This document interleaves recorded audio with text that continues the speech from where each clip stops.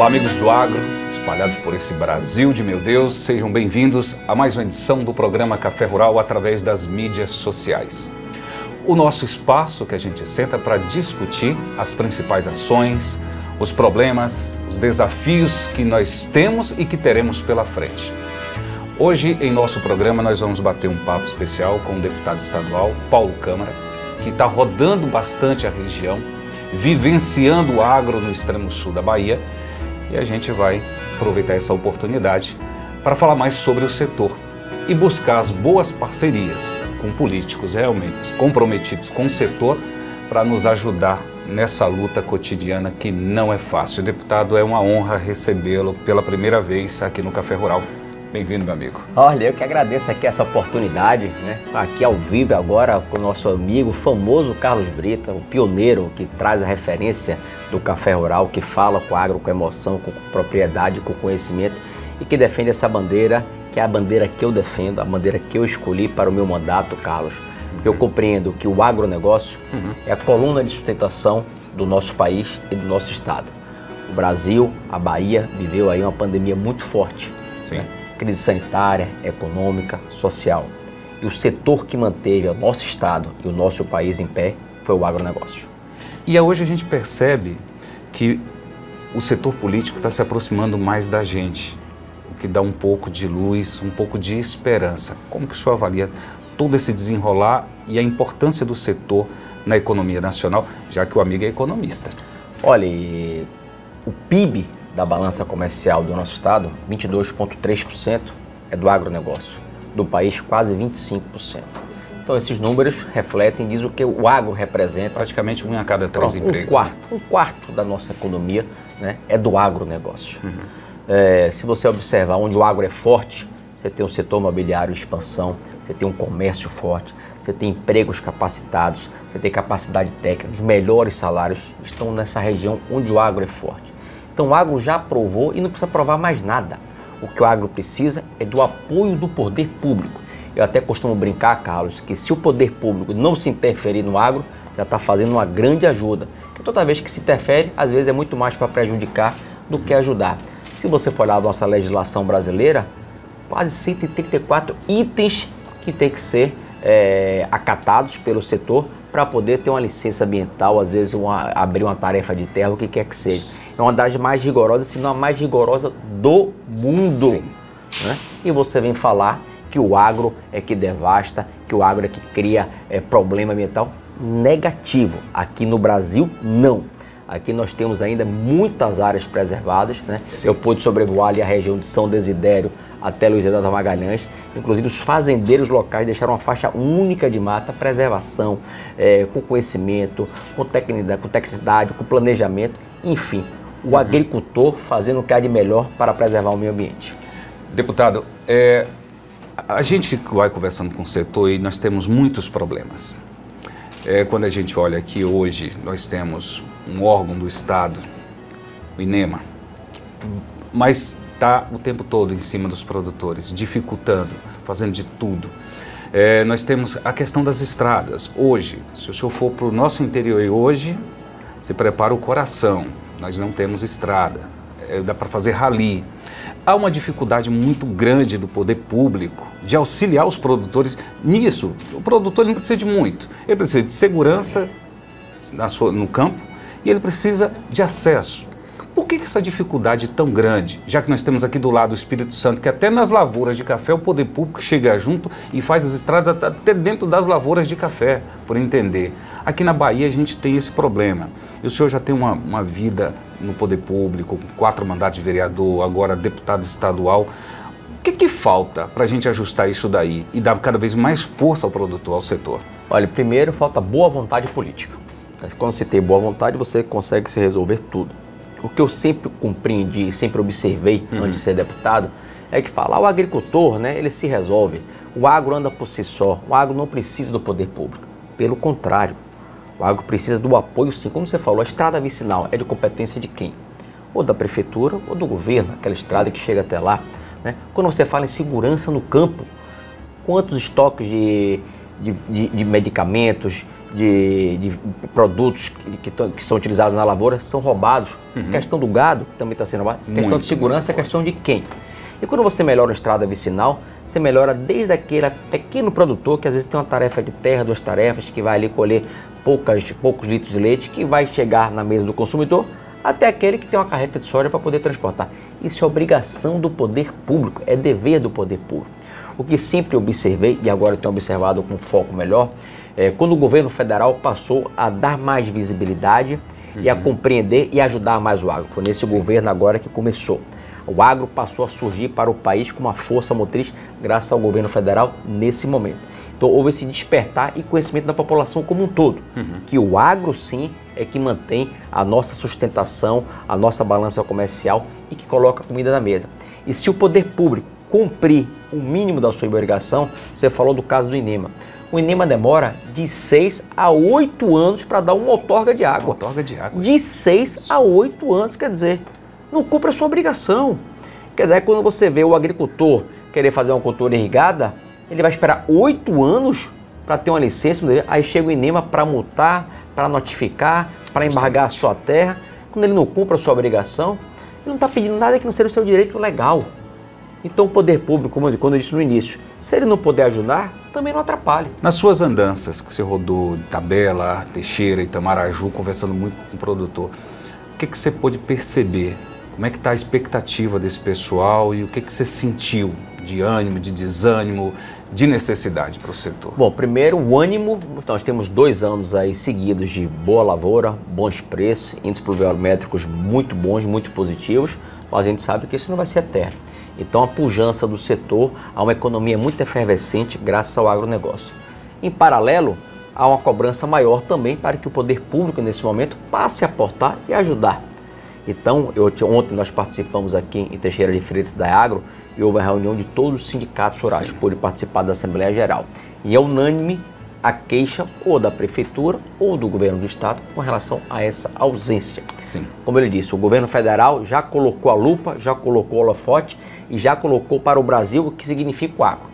Falta que os governos estaduais e as prefeituras locais, algumas até já começam a compreender e a trabalhar melhor, não só com a imprensa local, com os sindicatos que existem, com o agro como um todo, mas tem que trabalhar. Aqui nessa região é a melancia, é o café, é o mamão, é o eucalipto. Isso é referência para o Brasil. Se você falar pecuária de corte, uma das melhores do Brasil estão aqui. Justamente. O maior eucalipto está aqui. O mamão, é o café, é a pimenta, é o maracujá. E agora, ontem nós estávamos discutindo, né, a possibilidade dos grãos virem para cá. Já é o milho, já se fala vira-sólio. Isso aqui é um vetor de crescimento, um expoente enorme. Eu até brincava ontem na reunião que eu digo aqui que essa região vai ser daqui a 10 anos, vai se tornar reconhecível. Porque aqui está o vetor de crescimento hoje da Bahia do agronegócio, é aqui no Rio Grande do Sul. É a nova fronteira, a gente acredita fielmente que a nova fronteira agropecuária do país está aqui. Muitas pessoas, inclusive, vendendo propriedades em outras partes do Brasil, vindo investir aqui. E se o produtor ele puder contar com um pouco mais de segurança jurídica, parceria com as prefeituras, eu questiono muito os prefeitos, eu falo, gente, vocês ainda não enxergaram que a janela do desenvolvimento, a grande porta do desenvolvimento para a nossa região está no setor rural? Temos essa dificuldade. Olha, ou por falta de compreensão, né, porque os prefeitos têm aquelas dificuldades da saúde, da infraestrutura, mas se eles trabalharem em parceria com o setor existente do agro, né, o setor do agro é muito participativo, ajuda demais as prefeituras. O que eles não querem é serem explorados pelos prefeitos e pelos governos, aí não dá. Eu dou exemplo até agora do oeste da Bahia. Nós conseguimos à época a patrulha mecanizada para a AIBA. A AIBA hoje, através de consórcio, trabalha com o governo do estado e da prefeitura e já pavimentou mais de 250 quilômetros de estrada. Pois é. Os agricultores, a Associação de Irrigantes Produtores de Algodão do Oeste da Bahia. Sim. Quer dizer, e fazem muito melhor e que quase 35% mais barato se o poder público assim fizesse, fosse contratar uma empresa para fazer uma pavimentação. Quer dizer, olha a contribuição que esse setor vem dando para o oeste da Bahia. Por que também não reproduzir para cá, para o extremo sul, né, trazer o que há de copiar e trazer para cá? Agora, se o prefeito não tiver essa sensibilidade, né, e esse governo, me permita, não tem a menor sensibilidade com esse setor. Eu digo a você que a Bahia perdeu muito nesses últimos anos. Sim. Se não fosse a força do produtor, se não fosse a persistência de acreditar que é o produtor que acorda 4h30 da manhã, vai até às 6 da tarde, de sol a sol, de domingo a domingo, que tem a sua casa onde ele mora, do lado do seu escritório, da sua fazenda, né? É esse que a gente deve olhar, é esse que a gente deve acreditar. Olha, Carlos, eu fiquei ontem impressionado quando eu ouvi uma senhora me dizer que só em uma fazenda dela tinha 600 funcionários.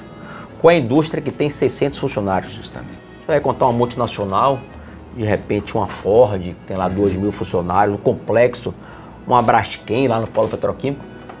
Aí você vai esquecendo.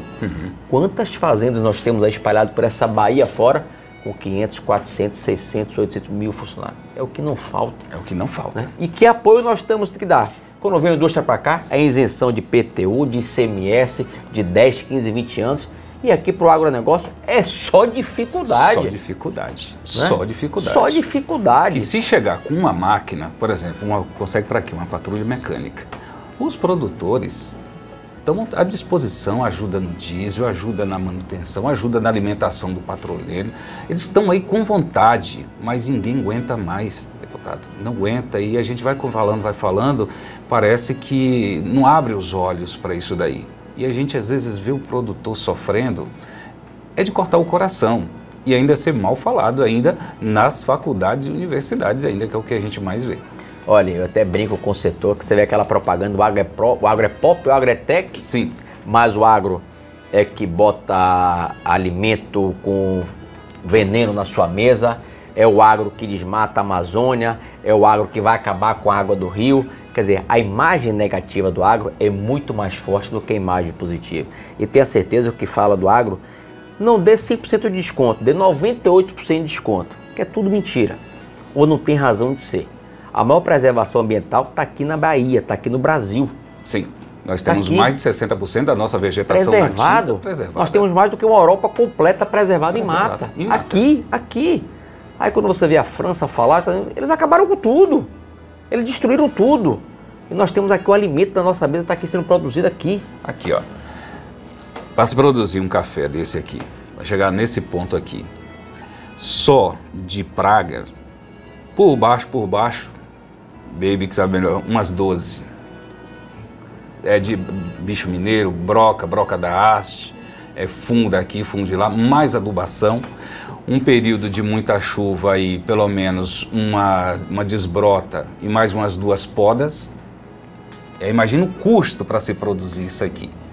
E o produto é tido como o cara que está envenenando isso aqui para passar para as pessoas, sendo que ele é o primeiro a consumir o próprio produto.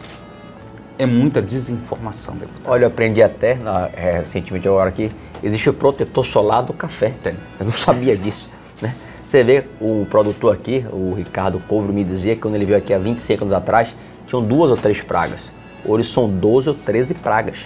E se não fosse o controle através do combate, né, até da pulverização aérea, do combate à pulverização local, você acha que a cesta básica seria o mesmo preço? Quando a ferrugem da soja pega e dissemina uma lavoura, quando uma praga dessa dissemina a lavoura do cacau, o que acontece? O preço sobe. Então, através dessa pulverização, desse controle de pragas, é que você controla o preço da cesta básica. Justamente.